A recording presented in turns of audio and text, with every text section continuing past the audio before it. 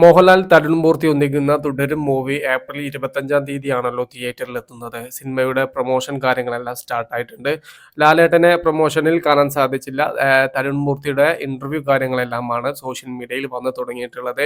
ലാലേട്ടന്റെയും interview കാര്യങ്ങളെല്ലാം ഉടൻ തന്നെ സോഷ്യൽ മീഡിയയിൽ എത്തിത്തുടങ്ങും.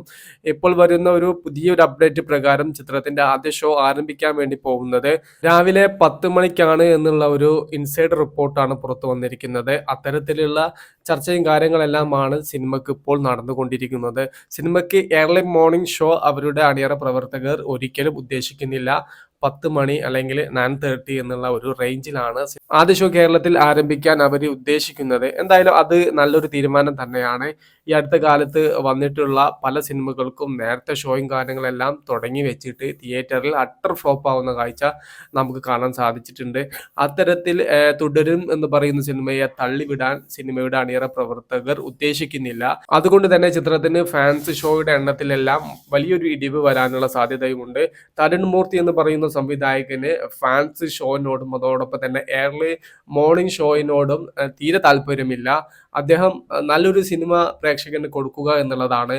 അതിൽ ഫാൻസിനെ സന്തോഷിപ്പിക്കുക എന്നുള്ള ഒരു ഘടകമേ അദ്ദേഹം നോക്കുന്നില്ല. സിനിമാ പ്രേമിയെ സന്തോഷിപ്പിക്കുക എന്നുള്ളത് മാത്രമാണ് തരുൺമൂർത്തി ഉദ്ദേശിക്കുന്നത്.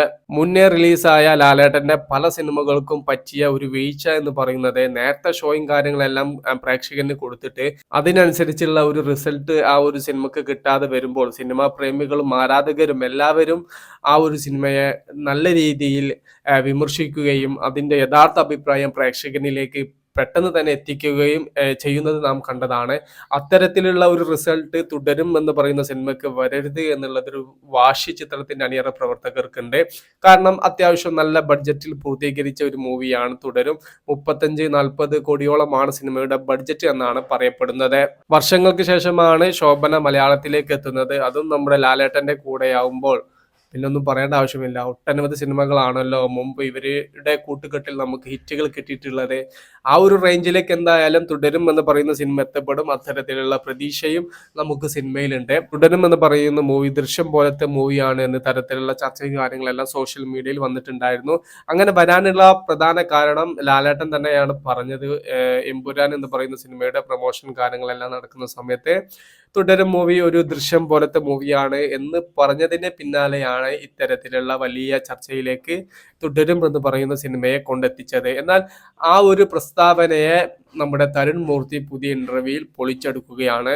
ദൃശ്യം പോലത്തെ ഒരു ത്രില്ലർ സിനിമയല്ല തുടരും എന്ന് പറയുന്ന സിനിമ, അതൊരു ഫാമിലി ഡ്രാമ മാത്രമാണ് എന്നാണ് തരുൺമൂർത്തി പുതിയ അഭിമുഖത്തിൽ പറഞ്ഞിരിക്കുന്നത്. ഇപ്പോൾ ലാസ്റ്റ് റിലീസായ ലാലേട്ടന്റെ എമ്പുരാൻ എന്ന് പറയുന്ന സിനിമക്ക് രാവിലെ 6 മണിക്കായിരുന്നു ആദ്യ ഷോ. ആ ഒരു സിനിമക്ക് വരെ ആദ്യ ഷോ കഴിഞ്ഞപ്പോൾ നല്ല രീതിയിലുള്ള നെഗറ്റീവായിരുന്നു വന്നത്. സിനിമ പിന്നെ കേരളത്തിൽ രക്ഷപ്പെടാനുള്ള പ്രധാന കാരണം എന്താണെന്ന് വെച്ചാൽ സിനിമ ഉണ്ടാക്കിയ വിവാദം. ആ വിവാദത്തിൽ എല്ലാവരും സിനിമ തിയേറ്ററിൽ വന്ന് കാണണം എന്ന് തീരുമാനിച്ചു. അരമണിക്കൂറോളം സിനിമ കട്ട് ചെയ്തിട്ട് റീസെൻസർ ചെയ്തിട്ട് വീണ്ടും തിയേറ്ററിൽ എത്താൻ വേണ്ടി പോവുക എന്നുള്ള ചർച്ചയും കാര്യങ്ങളെല്ലാം സോഷ്യൽ മീഡിയയിൽ ഇങ്ങനെ നിർത്തിയിട്ട് വിവാദത്തിലൂടെ ഇങ്ങനെ ആ ഒരു സിനിമ രക്ഷപ്പെട്ടു പോവുകയായിരുന്നു. ഇന്നും ആ ഒരു സിനിമയുടെ അരമണിക്കൂറോളൊന്നും ഇതുവരെയും കട്ട് ചെയ്തിട്ടില്ല. ആകെ കട്ട് ചെയ്തിരിക്കുന്നത് 2 സീനോ അങ്ങനെ 2 മിനിറ്റോളം ദൈർഘ്യമുള്ള എന്തോ ചെറിയ സാധനം മാത്രമാണ് കട്ട് ചെയ്ത് ഒഴിവാക്കിയിട്ടുള്ളത്. അങ്ങനെ സോഷ്യൽ മീഡിയയിൽ ചർച്ചയാക്കി നിർത്താൻ സാധിച്ചത് കൊണ്ട് മാത്രമാണ് സിനിമയ്ക്ക് അത്യാവശ്യം കളക്ഷൻ കാര്യങ്ങളെല്ലാം നേടിയെടുക്കാൻ സാധിച്ചത്.